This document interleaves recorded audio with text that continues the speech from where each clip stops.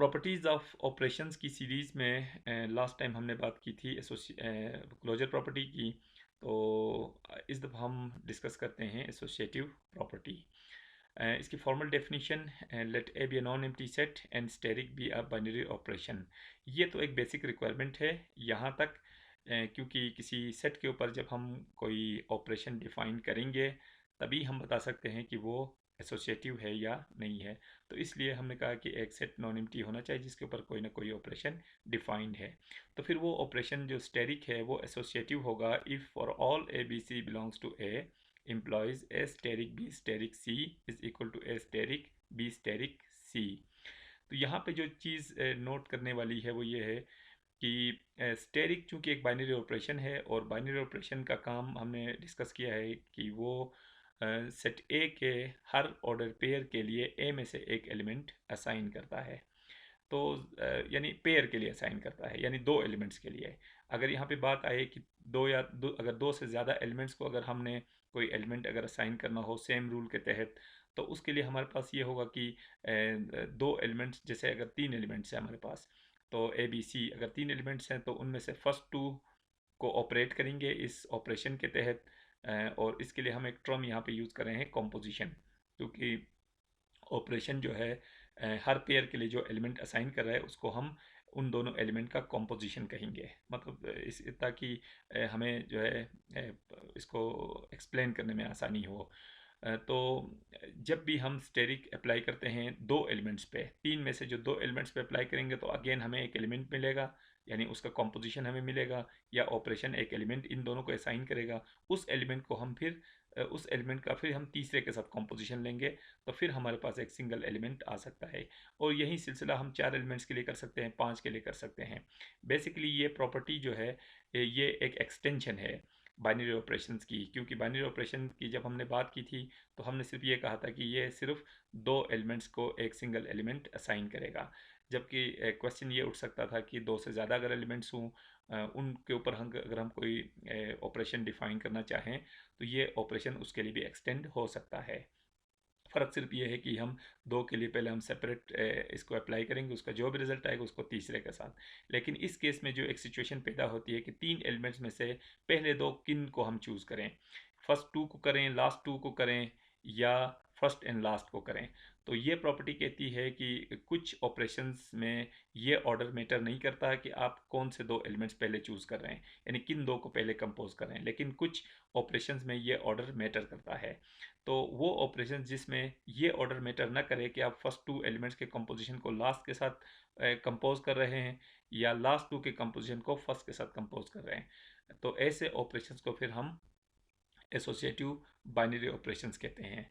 अगर ये वाली प्रॉपर्टी उनमें हो, अगर ये ऑर्डर मैटर ना करे, तो इसमें एक और चीज़ ये देखने की है कि यहाँ पे तीन एलिमेंट्स लिए गए हैं सेट ए में से। यानी इसमें ये कहा गया है कि सेट के अंदर से कोई से भी हम तीन एलिमेंट्स उठाएं तो उनके उनमें से फर्स्ट टू के कंपोजिशन का लास्ट एलिमेंट के साथ जो कंपोजिशन होना चाहिए वो बिल्कुल सेम होना चाहिए लास्ट टू के कंपोजिशन का जो फर्स्ट एलिमेंट के साथ कंपोजिशन आ रहा है।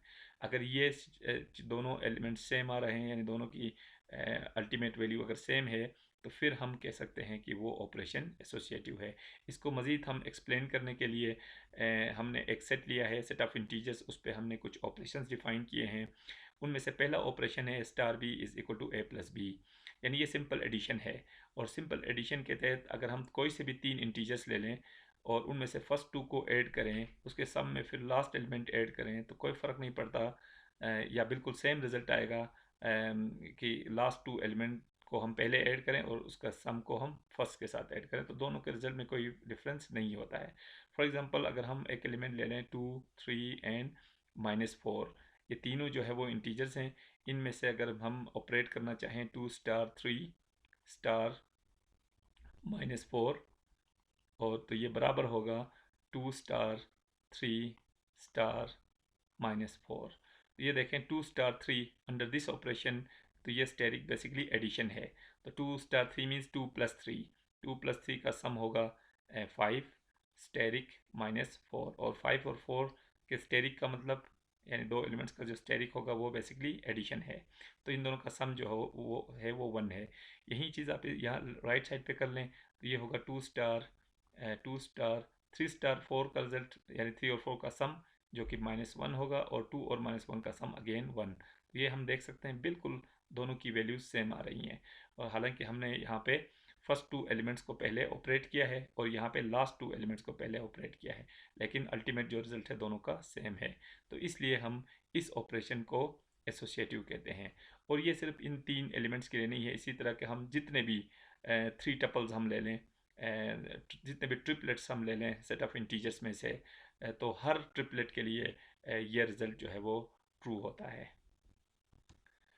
बात करते हैं सेकंड ऑपरेशन की, A star B is equal to A minus B. ये सिंपल सब्ट्रैक्शन है, लेकिन ये जो ऑपरेशन है ये एसोसिएटिव नहीं होता, क्योंकि अगर हम 3 इंटीजर्स ले लें जैसे कि हम 2, 3 एंड 4, तो हम ये देख सकते हैं कि 2 और 3 के डिफरेंस से अगर हम 4 को सब्ट्रैक्ट करें तो रिज़ल्ट कुछ और होगा, जबकि 3 और 4 के डिफरेंस को अगर हम 2 से सब्ट्रैक्ट करें तो रिज़ल्ट कुछ और होगा, जो कि एसोसिएटिविटी के लिए नहीं होना चाहिए।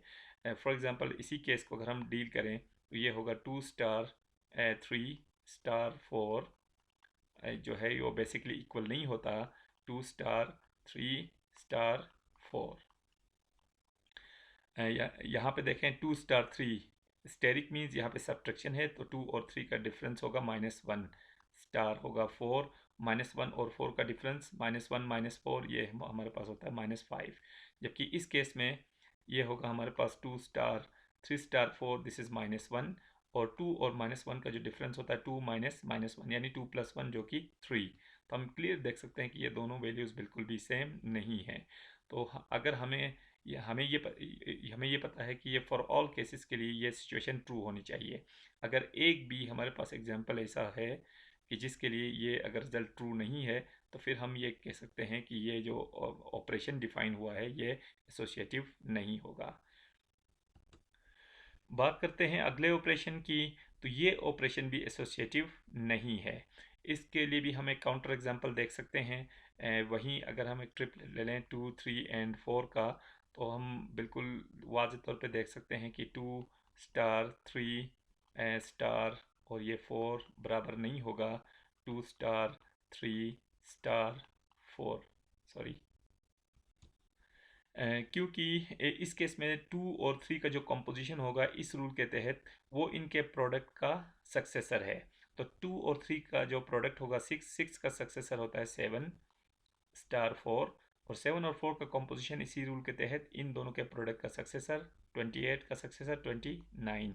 राइट साइड पे देखते हैं 2 स्टार 3 और 4 का प्रोडक्ट होगा 12 का सक्सेसर होगा 13, और 2 और 13 का प्रोडक्ट होता है 26 और उसका सक्सेसर होता है 27। तो क्लियरली देख सकते हैं कि ये दोनों वैल्यूज सेम नहीं है, तो इसका मतलब ये हुआ कि ये ऑपरेशन भी एसोसिएटिव नहीं है, क्योंकि किसी एक केस के लिए भी अगर ये कंडीशन ट्रू ना हो तो फिर हम कहते हैं कि वो प्रॉपर्टी एग्जिस्ट नहीं करती।